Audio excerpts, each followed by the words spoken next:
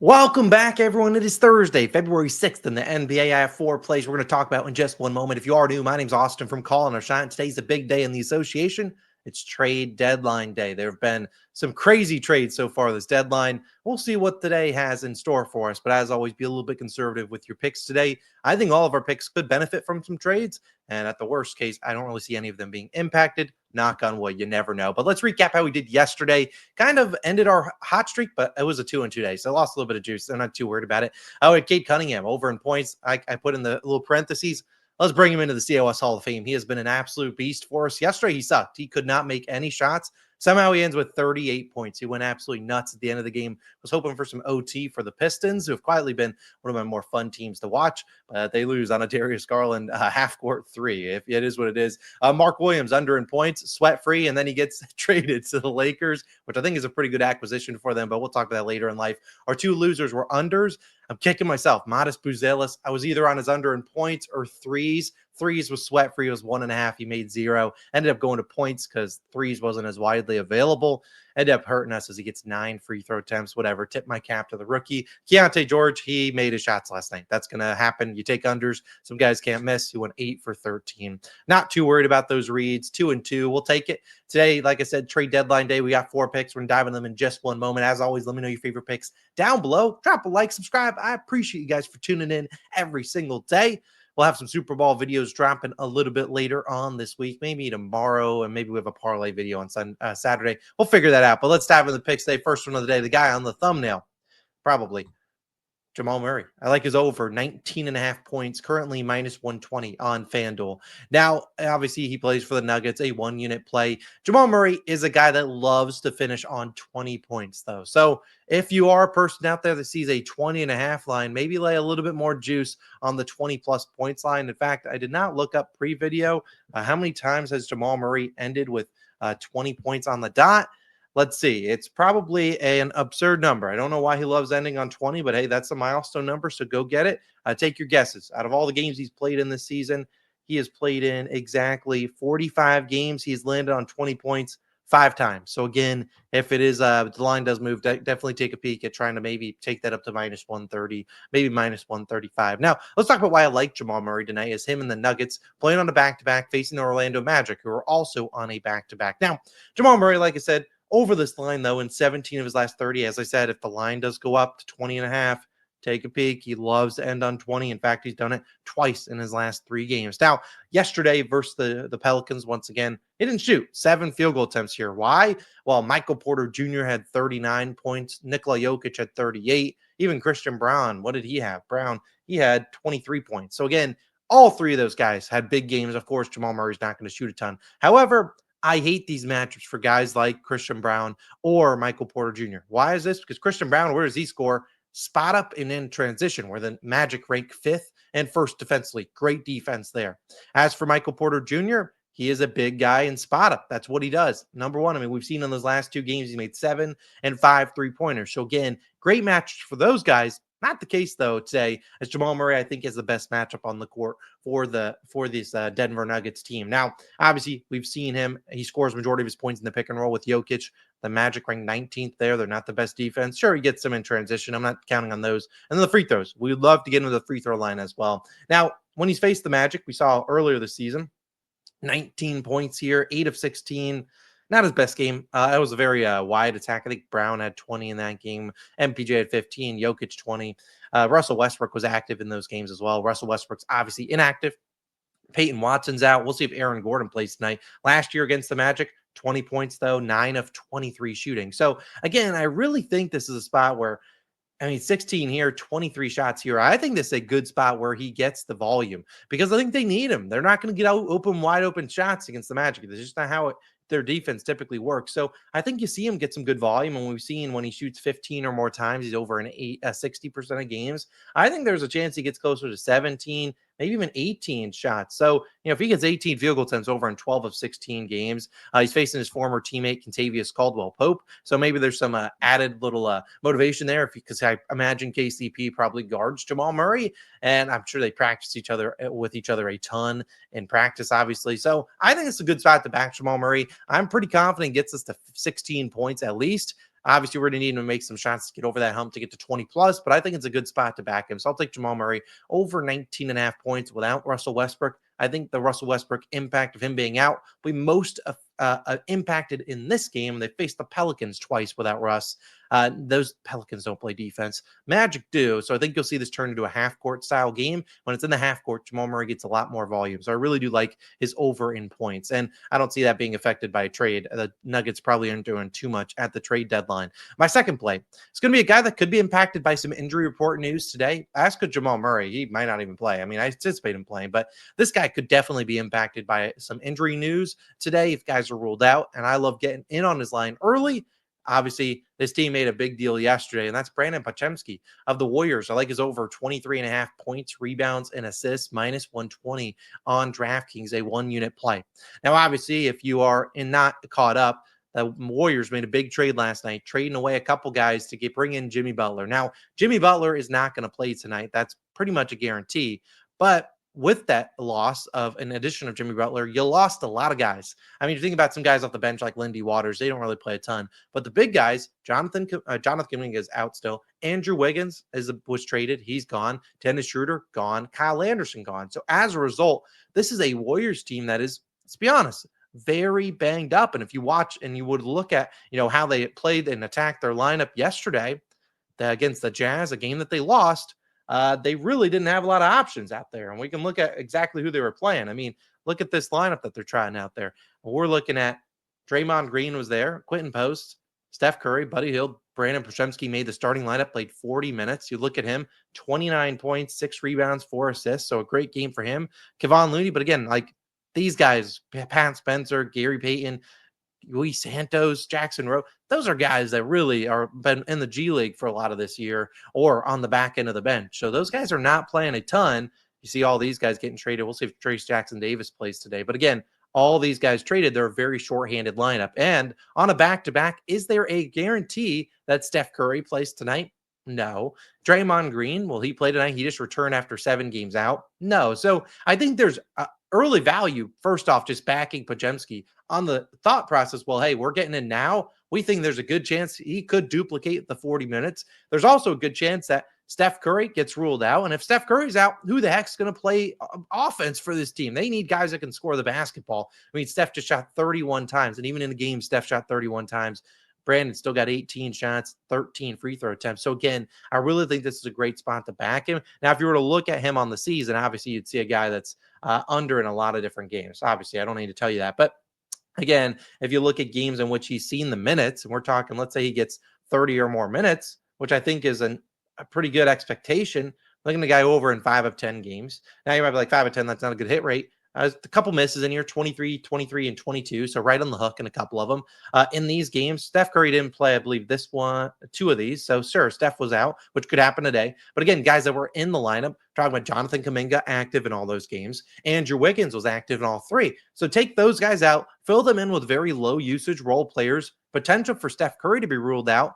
I think this is a great spot. And we're talking to a Lakers team that they've blew out the Clippers, but they're typically not a team, knock on wood, that blow out a lot of other teams. So again, I think Podziemski could easily stuff the stat sheet. We saw him do it time and time again last year. I mean, I didn't even look at his last year games when he played, 30 or more minutes. I mean, this were his stats last year when he played 30 or more minutes, over in 14 of 26. So pretty decent. We've seen him have some big games where he's stuffing the stat sheet. I didn't even mention he just faced the Lakers a few days ago at 25 PRAs. He only played 24 minutes here. Steph was active. Wiggins was active. Everyone was active on the team except for really Kuminga and Draymond Green, and he still got the job done. I really like this guy to stuff the stat sheet. We've seen him do it again, time and time again. We've seen him flirt with triple doubles before.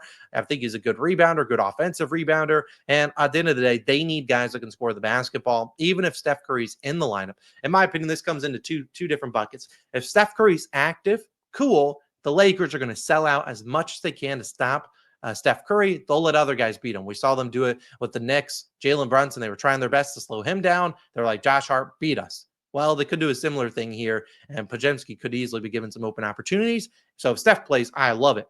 If Steph doesn't play, I love it just as much, if not more, because we're going to see even more usage. I bet you if Steph Curry gets ruled out, this line jumps to 29.5, probably somewhere around there. So Probably then I'd fade it because when we get great CLV, it's always an L. But I think Podziemski has a good matchup, so I'll take his over in PRAs, points, rebounds, and assists. Like I said, you can take the points, but I like the upside with the extra minutes for those rebounds and assists in there. Third play will be my only under of the day, and then we'll get to a fourth play of the day. It's an under we just took. Tyrese Haliburton under 8.5 assists, minus 130 on DraftKings, a 1-unit play as the Pacers are on the road in LA taking on the Clippers. Now, from a game standpoint, these are two teams coming off disgusting losses.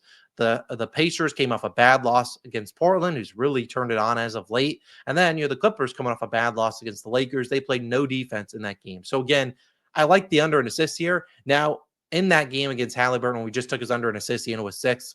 How many points did he score? He scored 0. So I actually don't mind Haliburton scoring the basketball today, which is good for us. I like him to be aggressive. Go out there and shoot the basketball, not pass it to your teammate. So I don't mind his points. If you're actually looking for a leg to reduce the juice on this, because it's minus 130 right now, I probably would maybe look at adding on him for some points, like 10, 12 points. Very confident he gets that after scoring 0. On the flip side, I don't think he's passing it a ton. And really, he has not been the passer that we saw in years past. Now, this season, he's averaging about 14.5 potential assists. So only 14.5 potential assists per game. In terms of the Pacers at the deadline, I don't really see them moving any key piece. I think they're just going to run back the lineup they have.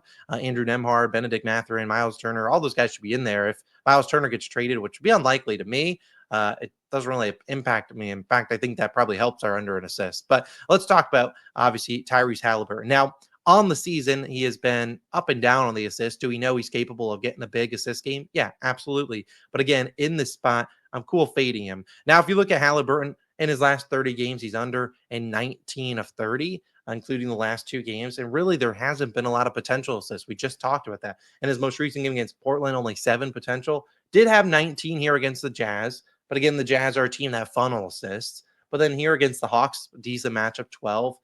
14 potential here, 12 here, 13, 19 again against the Sixers, a pretty good team at trapping their number 1 guys. But then 10, 10, 16, 18 here against the Bulls. The Bulls play no defense. We know that. And 11, 14. So again, not the highest volume we've seen of him getting the 20-plus potential assists. In fact, he's only averaging 14.5. Now, this matchup against the Clippers is a tough one. Look at here, Clippers, 6th in assists allowed, 2nd in defensive rating, 5th in points in the paint allowed. They play at a top 10 slower pace. They're 20th in pace. So again, I just don't see a lot of volume coming here for the potential assists. I mean, when he's faced teams that are, top 15 in assists allowed, under in 16 to 24, top 20 in assists allowed, still same kind of hit rate. Top 10, under an 11 of 17. And when he gets, 17 or fewer potential assists, under in 21 of 30. When he gets 15 or fewer, under in 23 of 28. So again, there's a lot of misses here with 8. So definitely be careful if the line drops to 7.5. I just don't see him getting the ton of potential assists. As I said, in the most recent game, he scored 0 points. So we've seen the most recent game, 0 points, typically bounces back pretty strong. I just don't like this matchup here. I see these two teams as two teams that will play pretty hard on the defensive side of the court. Clippers, especially coming off a game they gave up, 120 to the Lakers. Look for this to be a slower paced game. I like Tyrese Haliburton under 8.5 assists. Could be sweaty, but again, I'll run back the under. I think it's still a great read. We'll take the under there. And then my final play of the day, apologies for a long video. I put the pick, fourth pick of the day is one that isn't available on a ton of different books right now. Might change as the day goes on, and definitely this line could change. It's a rookie, Rob Dillingham of the Minnesota Timberwolves, over 9.5 points plus assists, minus 120 on Bet365. Now, looking for an individual line, points is the way to go. I think it was at 6.5. Obviously, he faces the Rockets at home tonight. The Rockets are a very good team at limiting assists. However, Rob at 3 assists, telling him to get me 3, I think is very solid. I think there's upside for 4, 5, 6 assists here. Even though the Rockets are a tougher matchup, he's going to probably come off the bench here. And I think there's some upside for Rob Dillingham to come off the bench on a back-to-back. Now, obviously, the Timberwolves on a back-to-back here. They played yesterday against, who were they playing? Played a bad team. The Bulls? Was that the Bulls? It was the Bulls. That was when Modest Buzelis had a good game. They're coming in here on a back-to-back. Now, number 1, Mike Conley on a back-to-back. Is he going to play tonight? Is he going to be on the team by the time this game starts? I don't know. Could guys be traded for the Minnesota Timberwolves? Yeah, because this team has been underwhelming, to say the least. So far, they are. What is their record? They're currently the 7 seed. So have they been underwhelming? Yes. Could they want to maybe transition more towards letting Rob Dillingham get a little bit more minutes? Potentially, especially on a back-to-back. Guys have played a lot of minutes yesterday, given that game was somewhat close until the fourth quarter. I mean, yesterday, how many minutes did Mike Conley play? He played 26 minutes, was 2 for 10. Maybe you give him a day off. Again, they're shorthanded as is with Julius Randle and Dante DiVincenzo out. So they're really playing basically an 8-man rotation. I think we could see some opportunities for a guy like Rob Dillingham to go out there and do his thing, which is putting the ball in the basket and also scoring and getting some assists to his teammates. Now, if you're talking about just this matchup as a whole, if you look at the points play, it's not a bad matchup here because we look at how Dillingham scores his points. It's a lot in the pick and roll as the ball handler, and we know that's a spot where the Houston Rockets have struggled. Again, they're 29th there. Spot up is a good spot for him. Well, like that's where he scores his points, but I'm not anticipating him getting a lot of spot up. I mean, 2 points is not a guy that averages a ton of points. I mean, this is a guy, if you look at hit rate, not great. But again, he did not play a lot of minutes here. 3 minutes, 8, 2, 6 minutes. So again, not a lot of minutes there, but he's been playing more as of late, as you can see with the hit rates. And when you look at when he gets, I just want 12 minutes. 12 minutes, you're looking at a hit rate of 9 of 12. He's had some good games in here. Obviously, recently, yesterday, 1 for 6. Game before, 2 for 5. He ends with 8 there, 10 potential assists against the Kings. Only 14 minutes. Yesterday, 16. He's had some bigger volume games, 18 minutes here. Ant-Man did not play, which obviously could happen here. 20. I mean, played well here. Mike Conley didn't play in this game. So, again, I think there's some opportunity here open for Rob Dillingham. There's a chance Mike Conley gets ruled out or traded. So I think there's some opportunity here. We saw him already do it against the Rockets. That was a game Mike Conley didn't play in, but again, he had 12 points, 7 assists.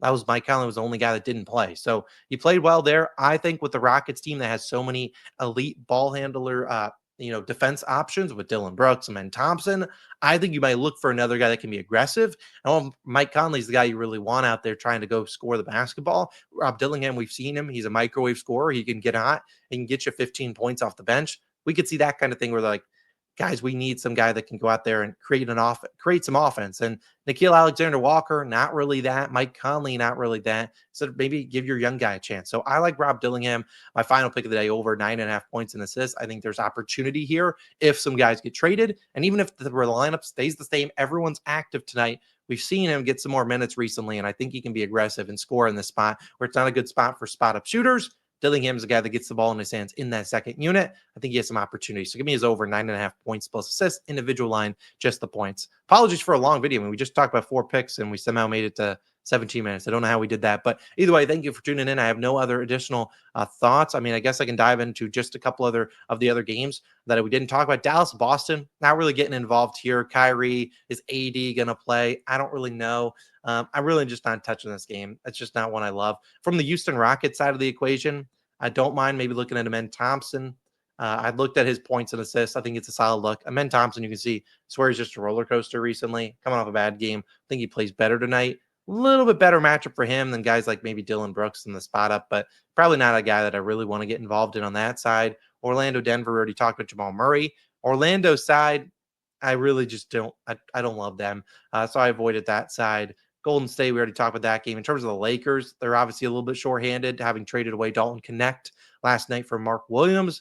Still think Austin Reeves' line is a tad high at 22.5, but the Warriors' defense is pretty dang bad. We kind of got cooked on our Keontae under because their defense. They traded away some of their best defenders. Sacramento, Portland, a game that I avoided. If we're looking at some guys I did consider, DeMar DeRozan, I think he is a pretty good game. I just think, you look at where they struggled in that mid-range, which is where DeMar DeRozan loves to get to. They've obviously been a great defense. DeMar is an outline that I do like. 15 points should be easy for him. And then the final game, I don't really love the Clippers side of the equation. So again, my 4 plays, we already touched on them. We'll touch on them right here. Here we go. You got Jamal Murray's over in points. Podziemski's over in PRAs, Haliburton under in assists, Rob Dillingham over in points plus assists. A very diversified card. Hopefully a winning card for you all. Let's go 3-1, 4-0. Let's have a great day. Enjoy the trade deadline. Enjoy your Thursday. I'll see you guys back on Friday with some more picks, and that's probably when our Super Bowl video will drop. Have a great Thursday. If we sweep, I'll be happy. Simple as that. See you in the next one. Peace.